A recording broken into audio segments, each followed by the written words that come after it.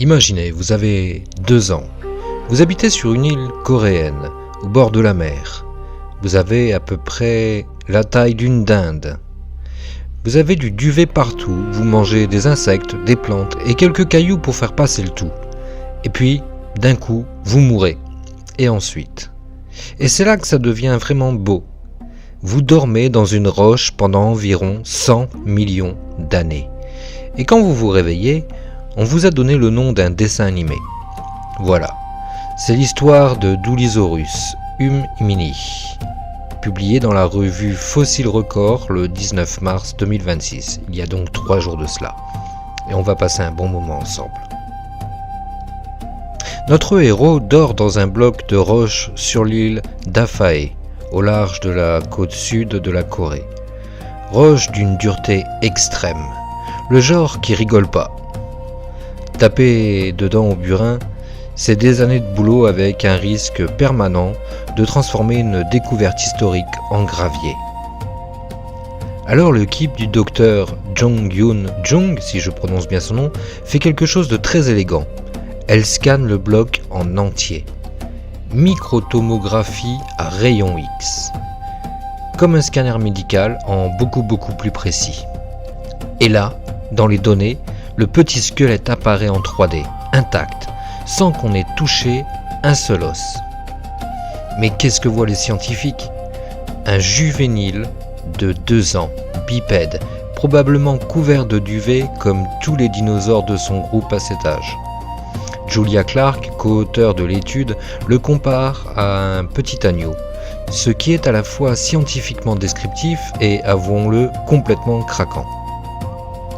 Le scan révèle également de petits cailloux dans son estomac, des gastrolites, des pierres avalées volontairement pour broyer les aliments. Les poules font ça, les phoques aussi, notre bébé doulisosaure aussi. Ce détail minuscule rend l'animal vivant d'un coup. On ne voit plus juste des os, on voit quelque chose qui mangeait, qui se débrouillait, qui avait sa façon bien à lui d'exister. 17 dents parfaitement conservées, identifiées. Un bipède omnivore, agile, qui aurait doublé de volume en grandissant. Pas une peluche inoffensive, un prédateur en devenir. Parlons du nom, parce que c'est là que l'histoire devient vraiment belle. Dooli, si vous n'êtes pas coréen, le nom ne vous dit certainement rien du tout. Mais en Corée du Sud, c'est une icône absolue. Un petit dinosaure vert, naïf, attachant, créé en 1983 par le dessinateur Kim So-Young. Des générations entières ont grandi avec lui. C'est le Casimir en moins flippant.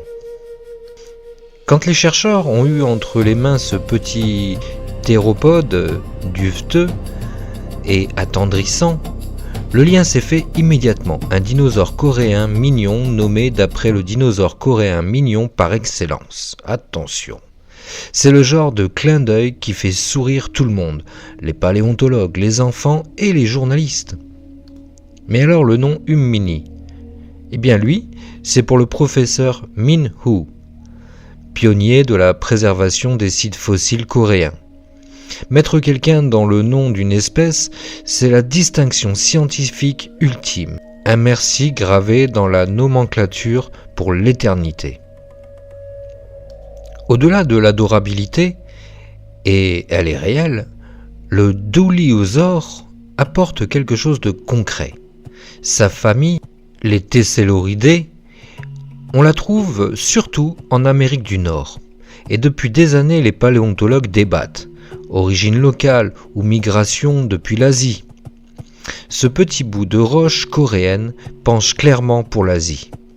Il serait une des premières pièces de cette famille sur le continent, avant que le groupe ne traverse vers l'Amérique du Nord. C'est aussi un signal fort pour la paléontologie coréenne. Creuser encore et encore et encore. Des œufs de théropodes géants ont été retrouvés à proximité du site. D'autres choses dorment sous ces îles. Le docteur Jung l'a dit lui-même, cette découverte n'est probablement que le début. Et une petite note en passant.